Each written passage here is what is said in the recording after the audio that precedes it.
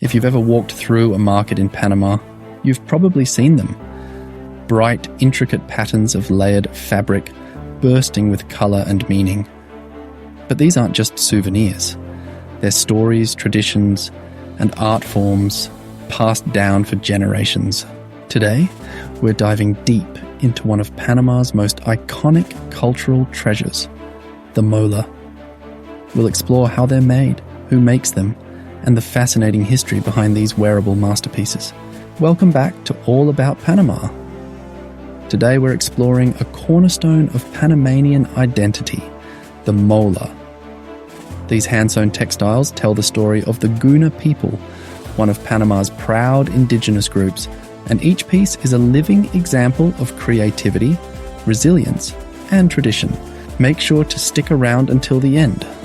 We'll even take you inside the Mola Museum in Panama City, where history and artistry meet in stunning displays. To understand the mola, you have to know the people behind it. The Guna, also known as the Kuna. They live primarily in Gunayala, an autonomous region along Panama's Caribbean coast, made up of more than 350 islands. The Guna are known for preserving their language, customs, and traditional dress, and the mola is at the heart of that identity. For Guna women, the mola isn't just clothing. It's an expression of artistry, skill, and pride. Each one is hand-sewn, often taking weeks or even months to complete. And here's the best part. Every mola is one of a kind. No two are ever the same. Now let's talk craftsmanship, because the technique behind a mola is absolutely brilliant. Molas are made using a process called reverse applique. Here's how it works.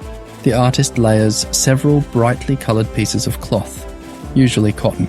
Then, using tiny, careful stitches, she cuts away portions of the upper layers to reveal the colours beneath.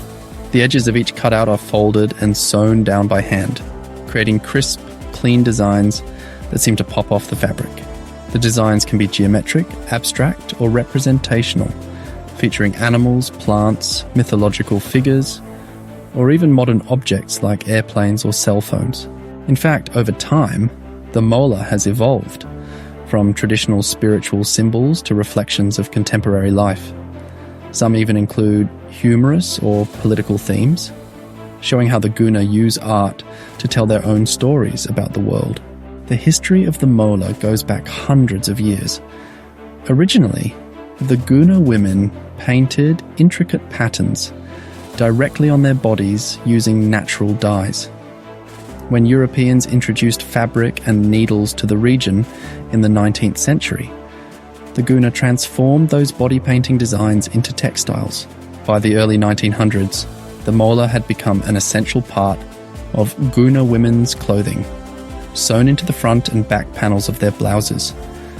Over time, they also began selling them as art to visitors, helping support their communities while sharing their culture with the world. Today, molas have become a symbol of Panamanian identity, blending indigenous tradition with modern artistry. Every mola tells a story, but you need to know how to read it. The designs often carry deep cultural significance. For example, geometric patterns can represent harmony and balance. Animals like turtles, birds, or fish often symbolize nature and connection to the environment. Some abstract designs are based on dreams or ancestral legends. Even the color choices have meaning. Red might stand for life or energy, while black represents earth or protection. For the Guna, creating a mola is a way to stay connected to their ancestors and to the natural world around them. While the traditional mola is still made by hand, modern artists have taken this craft in exciting new directions. You'll see molas on bags, shoes, wall art, and even fashion runways. And here's something incredible. Molas aren't just art, they're also a form of resistance. During the 1925 Guna Revolution, women wore molas as a symbol of cultural pride and independence from outside control. To this day, molas remain a powerful expression of indigenous self-determination in Panama. If you're ever in Panama City, you must visit the Museo de la Mola, or Mola Museum. It's located in Casco Viejo, and it's a treasure trove of Guna art. The museum showcases dozens of molas, from antique designs to modern interpretations. You'll learn about the symbolism behind the patterns, the history of the Guna people, and even get to see the tools used in their creation. It's not a huge museum, but it's deeply immersive. You leave with a new appreciation for how much love, patience, and cultural pride goes into each piece. In a world where machine-made clothes dominate, the mola stands as a powerful reminder of the human hand. Each stitch is intentional, each color chosen with care. The mola represents Panama's cultural heart, indigenous wisdom meeting modern creativity. Buying a mola directly from a Guna artist supports her family, her culture, and the continuation of this beautiful craft for generations to come. So next time you're in Panama, take a closer look at those bright fabrics hanging in the markets. They're not just decorations, they're living pieces of Panamanian history.